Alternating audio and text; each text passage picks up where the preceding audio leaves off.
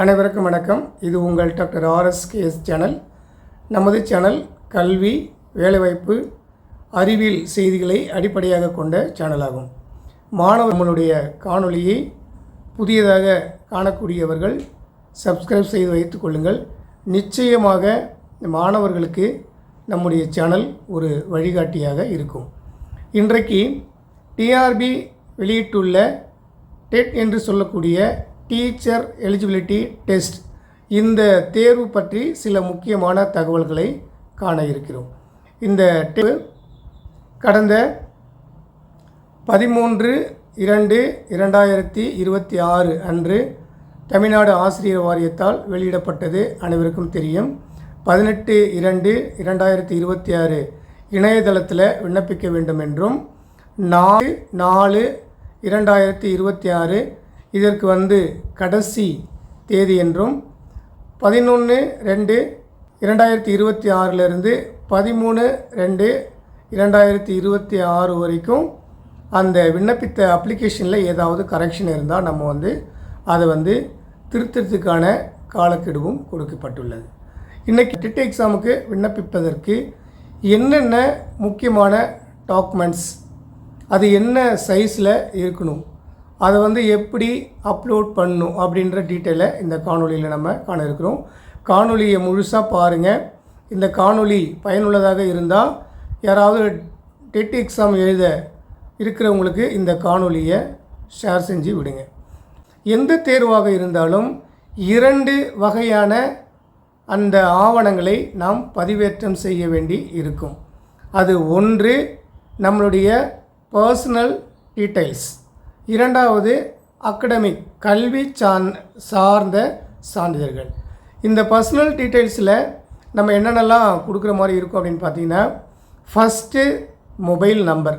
இன்றைக்கி mobile number இல்லாமல், OTP இல்லாமல் எந்த வேலைக்கும் அப்ளிகேஷன் போட முடியாது, எந்த படிப்புக்கும் அப்ளிகேஷன் முடியாது.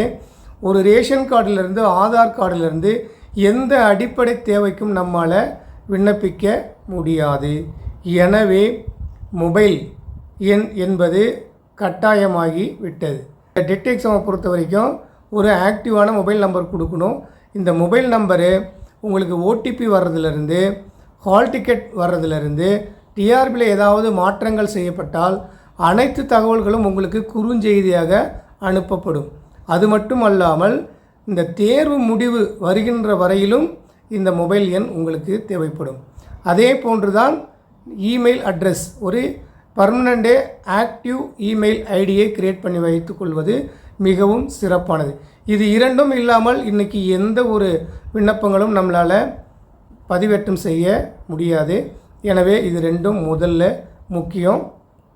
முதல்ல இந்த இணையதளத்தில் விண்ணப்பிக்கும் போது ரிஜிஸ்ட்ரேஷன் செய்து தான் அப்புறம் விண்ணப்பிக்க முடியும். எனவே ஒரு அப்ளிகேஷனை ஆன்லைனில் ரிஜிஸ்டர் செய்வதற்கு நிச்சயமாக ஒரு மொபைல் எண்ணும் ஒரு இமெயில் ஐடியும் தேவை. அடுத்து நமக்கு தேவைப்படக்கூடிய பர்சனல் டீட்டெயில்ஸ் அப்படின்னு பார்த்தீங்கன்னா ஃபோட்டோ முக்கியம். Passport size photo. இந்த ஃபோட்டோ சைஸ் என்ன ஃபார்மேட்டில் இருக்கணும் அப்படின்னு கேட்டிங்கன்னா ஜேபிஜி ஆர் ஜேபிஜி இந்த ஃபார்மேட்டில் இருக்கணும். அதோடைய ஃபோட்டோ சைஸு என்ன இருக்கணும் அப்படின்னு பார்த்தீங்கன்னா 40 to 60 KB அந்த சைஸில் ஃபோட்டோ இருக்கணும்.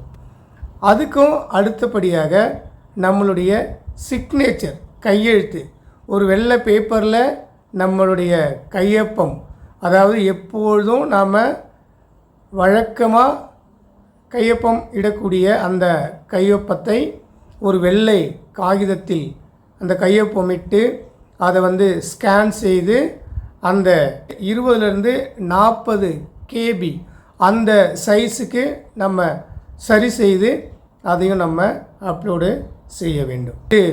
இந்த மொபைல் எண், இமெயில், ஃபோட்டோ, நம்முடைய இந்த சிக்னேச்சர், அடுத்தது Aadhaar card. So Aadhaar card, நம்மளுடைய கம்யூனிட்டி சர்டிஃபிகேட். ஸோ இதுதான் நம்மளுடைய பர்சனல் டீட்டெயில்ஸ். ஆதார் கார்டு எதுக்கு அப்படின்னு பார்த்தீங்கன்னா அது நம்மளுடைய ஐடி ப்ரூஃப். நம்மளுடைய ஃபோட்டோ இருக்கக்கூடியது எல்லாமே நமக்கு ஐடி ப்ரூஃப் தான். அதில் இப்போதைக்கு நமக்கு முதன்மையாக ஏற்றுக்கொள்ளக்கூடிய ஒன்றாக வந்து ஆதார் இருப்பதால் அந்த ஆதார் கார்டை நம்ம ஸ்கேன் செய்து அப்லோட் செய்ய வேணும். இந்த ஆதாருடைய சைஸ் எவ்வளோ இருக்கணும்னு பார்த்தீங்கன்னா 250 கேபிலிருந்து 500 கேபி அல்லது 300 கேபி அதுக்குள்ளே இருக்கணும். அடுத்தது 10th மார்க் ஷீட். இந்த 10th மார்க் ஷீட்டு என்ன ஃபார்மேட்டில் இருக்கணும் அப்படின்னு கேட்டிங்கன்னா பிடிஎஃப் ஃபார்மேட்டில் இருக்கணும். இதோட சைஸு எவ்வளோன்னு பார்த்தீங்கன்னா 250 கேபிலிருந்து 300 கேபி. அதுக்கு அடுத்தது +2 மார்க் ஷீட். இதோடைய சைஸு 250 கேபிலிருந்து 300 கேபி. அடுத்தது யூஜி டிகிரி அல்லது யூஜி ப்ரொவிஷனல் சர்டிஃபிகேட். இது என்ன UG degree, UG provisional certificate. இப்போது யூஜி முடிச்சிருப்பாங்க, ப்ரொவிஷனல் சர்டிஃபிகேட் வச்சுருந்தாலே இந்த தேர்வுக்கு விண்ணப்பிப்பதற்கு எலிஜிபிள் தான்.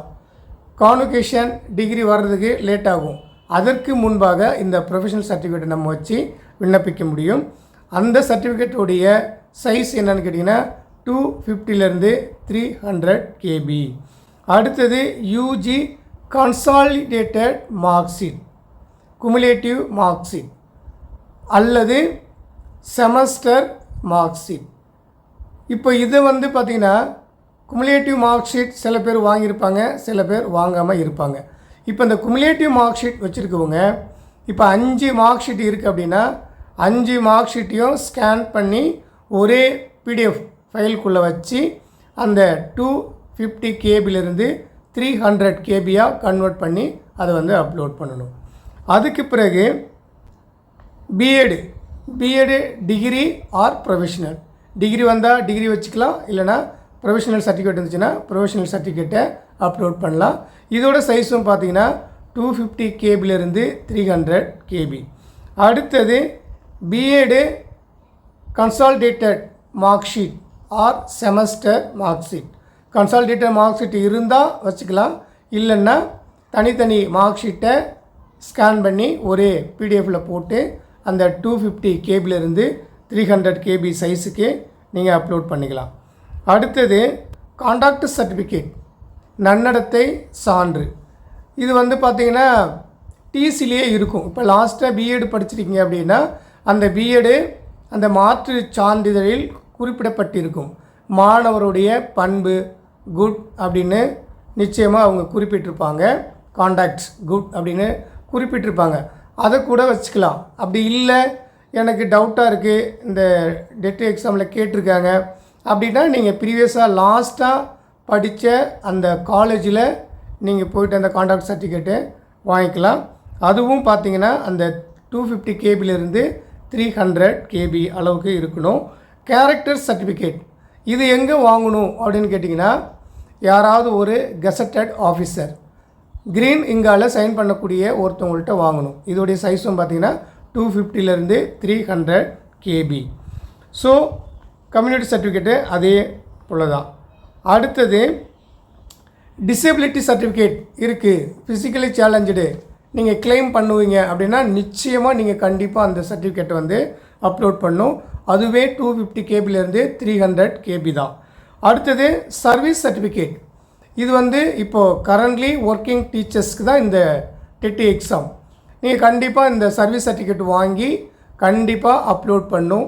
இந்த சர்டிஃபிகேட்டோட சைஸும் எப்படி இருக்கணும் அப்படின்னு பார்த்தீங்கன்னா 250 கேபிலேருந்து 300 கேபியில் தான் இருக்கணும். இந்த சர்வீஸ் சர்டிஃபிகேட் என்ன ஃபார்மேட்டில் இருக்கணும் அப்படின்றது டிஆர்பியோடைய அனெக்சர் 1ல் கொடுத்துருக்காங்க. அந்த ஃபார்மேட்டில் யார்கிட்டலாம் நீங்கள் வாங்கணுன்னா ஸ்கூல் ஹெச்எம்மு, பிஇஓ, அந்த செக்ரட்டரி, பிரின்ஸ்பால், கரஸ்பாண்டண்ட் இவங்ககிட்டலாம் அந்த சர்டிஃபிகேட்டை நீங்கள் வாங்கி அப்லோட் பண்ணணும். இந்த சர்டிஃபிகேட்டில் எப்படி இந்த சைஸுக்கு வந்து அட்ஜஸ்ட் பண்ணுறது, அப்லோட் பண்ணுறது, ஸ்கேன் பண்ணுறது அப்படின்னா மொபைல் ஃபோன்லேயே நிறையா ஃப்ரீ ஸ்கேன் ஆப் இருக்குது. அந்த ஸ்கேன் ஆப்பை பயன்படுத்தி நீங்கள் அழகாக கம்ப்யூட்டர் சென்டரில் ஸ்கேன் பண்ணுறதை விட பக்காவாக ஸ்கேன் பண்ணி நீங்களே அழகாக அந்த சைஸை வந்து கம்ப்ரஸ் ஒவ்வொரு ஃபைலாக அந்த இமேஜை வந்து கம்ப்ரஸ் பண்ணி அந்த குறிப்பிட்ட சைஸ்க்குள்ளே நம்மளால் வச்சுக்க முடியும். ஸோ அதில் ரீநேம் கொடுத்து வரிசை 10th mark sheet, +2 mark sheet, UG mark sheet, BEd mark sheet அப்படின்னு நீங்கள் வந்து வச்சுக்கலாம். அப்புறம் கூடுதலாக இப்போ பேப்பர் 1 எழுத போகிறவங்க அவங்களுக்கு வந்து +2க்கு பிறகு டிடிஎட் முடிச்சிருப்பாங்க, அந்த சர்டிஃபிகேட்டு அதை சார்ந்த மார்க் ஷீட். ஸோ அதுக்கு பிறகு அதுக்கு ஈக்குவலான கோர்ஸ் முடிச்சிருந்தாலும் அதையும் நீங்கள் வந்து அப்லோட் செய்யணும்.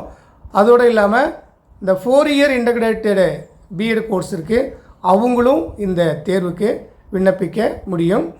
இந்த டாக்குமெண்ட்ஸ் எல்லாம் எப்படி ஸ்கேன் பண்ணி கம்ப்ரஸ் பண்ணி எப்படி அந்த சைஸை நம்ம அட்ஜஸ்ட் பண்ணுறது அப்படின்றத இன்னொரு காணொளியில் நான் உங்களுக்கு பதிவிடுறேன். நீங்கள் பார்த்து பயன்பெறுங்கள். நன்றி, வணக்கம்.